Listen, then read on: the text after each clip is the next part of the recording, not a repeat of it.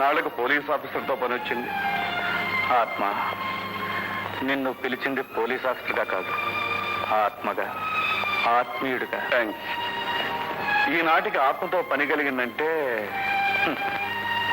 అహంకారం ఓడిపోయిందన్నమాట. ఏమిటి, నువ్వు ఓడిపోవటం?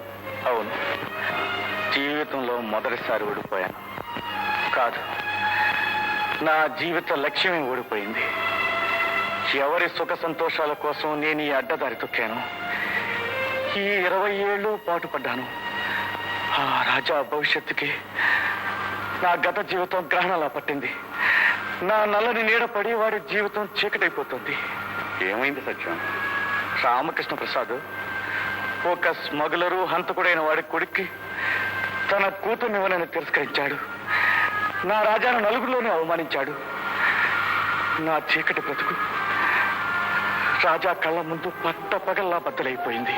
తప్పదు సత్యం, తప్పదు. దాస్తే దాగని నిప్పు సత్యం అని ఏనాడూ చెప్పాను, విన్నావు? నువ్వే నిప్పును ఒళ్ళో కట్టుకొని పొగను సగను మింగేస్తే తప్పించుకోవచ్చు అనుకున్నావు. నేను చేసిన పాపానికి శిక్ష అనుభవించాల్సిందే. నేను నీకు, ఈ సమాజానికి ఎంతో రుణపడున్నాను. ఆ రుణం త్వరలోనే తీర్చుకుంటాను. ఎంతో కాలం లేదు, కొద్ది రోజుల్లోనే నా నీడ రాజా మీద పడకుండా చేసి వాడిని గ్రహణం నుంచి తప్పించి లొంగిపోతాను. ఎవరికో కాదు, నీకే లొంగిపోతాను. అంతవరకు జ్వాలలై మండుతున్న ఈ సత్యం నన్ను భరిస్తుందో దహిస్తుందో. హలో రాజా, నేను గీతని. గీతా, నువ్వా? ఏమిటి? నువ్వు ఎట్నే హోటల్ తాజ్కి రా. తాజ్గా? దేనికి? నేను ఇల్లు వదిలి వచ్చేసాను. తాజ్లో 402లో ఉన్నాను. వెంటనే రా ప్లీజ్.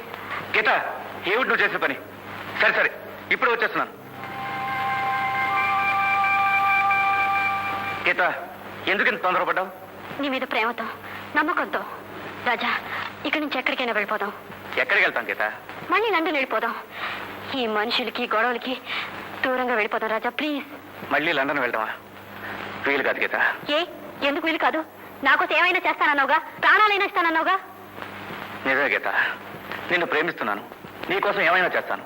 కానీ మనం ఇలా పారిపోవడం ఎంత అప్రదిష్ట, ఎంత అవమానం. ముఖ్యంగా మన తల్లిదండ్రులు. ఇక్కడికి వచ్చిన తర్వాత తల్లిదండ్రుల మీద ప్రేమ ఎక్కువైందా?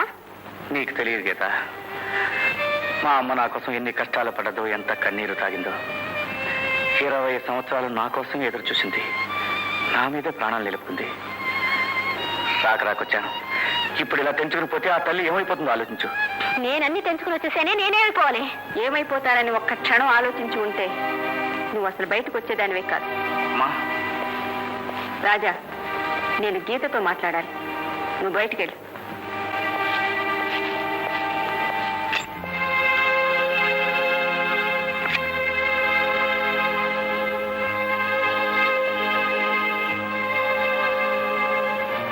పద.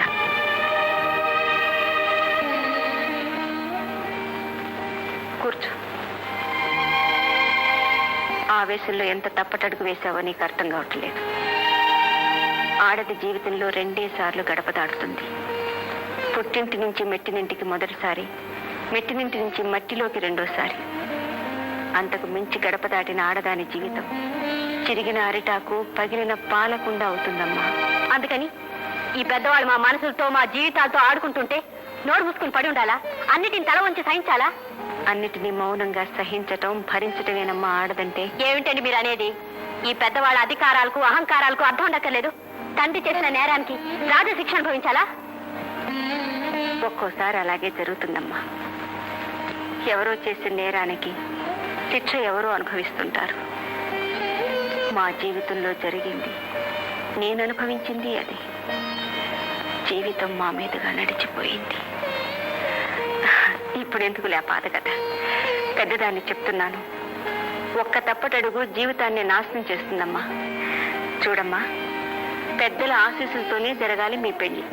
అలా కాదని మీరు ఇలా వెళ్ళిపోయారనుకో, ఏ వంశ గౌరవం కోసం, మర్యాద కోసం మీ నాన్నగారి పెళ్లి కాదన్నారో అదంతా ఏమవుతుంది? మీ నాన్నగారు ఏమైపోతారో ఒక్కసారి తొలగించరా? ఎలా? Very simple. Finish him. చంపడమా? వీల్లేదు. ఏ? సత్యాన్ని చంపగలిగే గుండె ధైర్యం గలవాడు ఇక్కడ ఎవడూ లేడు. లేనివి దిగుమతి చేసుకోవడమే మన వ్యాపారం. హాంకాంగ్కు వెంటనే కాల్ బుక్ చేయి. అసలు బాస్తో మాట్లాడు. సత్యానికి వయసు మళ్ళింది, మనసు సడలింది, ఇక పనికి రాడని చెప్పు.